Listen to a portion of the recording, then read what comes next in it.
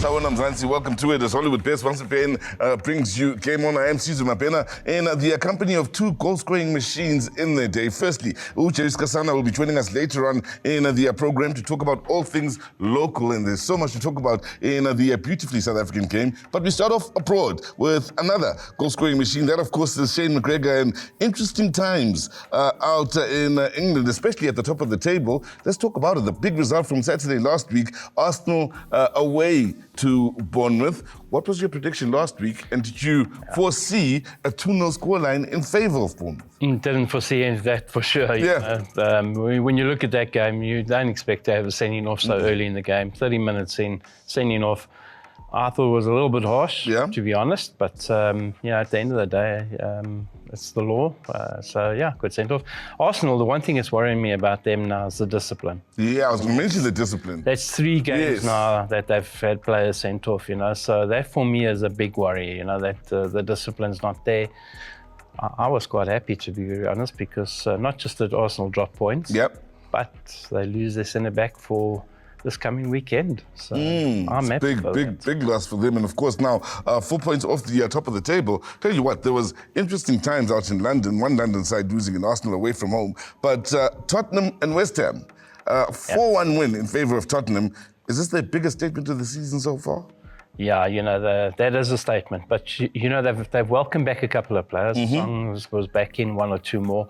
So made a bit of difference. They still blow hot and cold, So that's my big worry with them. They're not consistent enough. They're not getting result after result after result. One week they're brilliant, the next week they're terrible. So you never know which Spurs team is going to arrive. I mean, as a Spurs supporter now, I'll be so confused because one week you're brilliant, the next week you just average, So you've got to get the consistency there. Until then, you've got to be very careful. Another one is Chelsea, exactly the same. But before we get to Chelsea, and that's something we're talking about, of course, in a short while, Villa away to Fulham. Again, another game happening in London. And Villa staying on the same number of points as Arsenal. Again, 4 points off the top. They're impressing in the early start of the campaign here. Yeah, and I said to you last week, remember this game, this is a difficult one to call because Fulham were playing well. Villa got the results, which is a good thing. Playing well, they gain well at the moment. So, the one thing that's gonna disrupt them is Europe. Because they are in Europe, so they play in Europe, and how do you balance it with a squad? You don't have a huge squad as such, so it's a balancing act that you got to get right.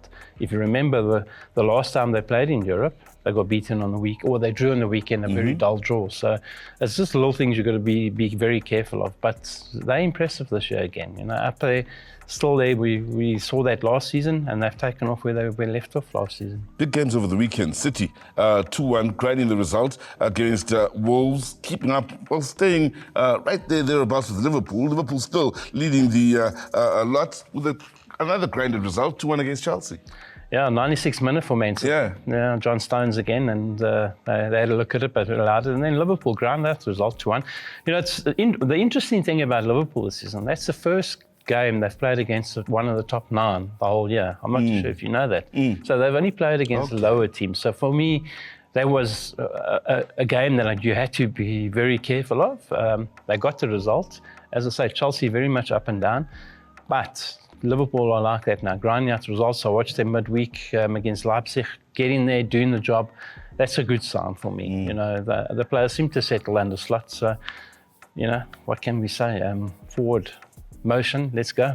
And of course, today, tomorrow, interesting games. Let's start with the big one happening, the very last game of the weekend. Of course, Arsenal and Liverpool. You said good news for Liverpool fans with the red card for Arsenal, but still home game for Arsenal and a threat for Liverpool. Always a threat. You look at it and you say, well, who they're going to be bringing in. Look, Arsenal have got the players. I'll bring someone in, that's for sure. He will be missed. He's the captain. He was playing well. For me, I'm still going to lean towards a Liverpool victory. If you look at the recent history, Liverpool have had the upper hand over Arsenal. Liverpool have got the momentum going. Arsenal have had the stop, start, a couple of draws, that defeat last week, even though there was a player sent off. So for me, the momentum's with Liverpool, so I'll have to stick with Liverpool. Southampton lost 3-2 to Leicester in the game between the new kids on the block, so to speak. Their way to Manchester City, struggling so far, second from the bottom. How do you see them faring in Manchester this time. They're going to be staying exactly where they are. Yeah. I can't see anything but a Man City result there. They can't get anything wrong. Southampton are struggling. They need to bring players in. They haven't got the budget. I can't go with them until they start turning it around, and at the moment they're not. With Arsenal playing Liverpool and one of those sides running the risk of potentially losing points, big game is for Aston Villa here. They're up against Bournemouth for the 4 o'clock kickoff today. Bournemouth's going to come into this game with full guns blazing, after their 2-0 victory. You must remember what I said. Villa played on a Thursday, so it's always a difficult one when you got that tie. For me, I think this is going to be a draw. I really do think it'll be a draw. As I say, Bournemouth will be gaining heads up. Villa might be a little bit tired. A draw's on the cards for me. Now, one for the ages, of course. West Ham against Manchester United. Remember, back in the day, it was exciting times with the likes of Carlos Tevez on the other side, the West Ham side of this encounter. This is a long time ago, before Tevez joined Manchester United. They face each other once again this season, with both these sides not having the best of times at the bottom half of the table.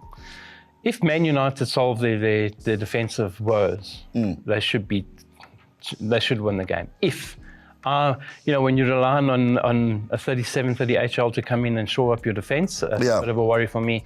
Once again, I'm going to go the draw. I think the draw's written all over this one. So for me, the draw. I know Man United fans will be saying, because you're a Liverpool supporter.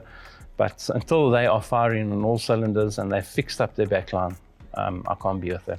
Tell you what, I'm a Manchester United fan, and I'm not saying no because you're a Liverpool supporter, but big game, big weekend, of course, for what's happening out in England. Big game for Manchester United as they start to hope to put some wins on the trot here. That's our look at what's happening out in England with Shane McGregor. On the other side of this, Jerry Skosana comes in as we have the big switch in the show.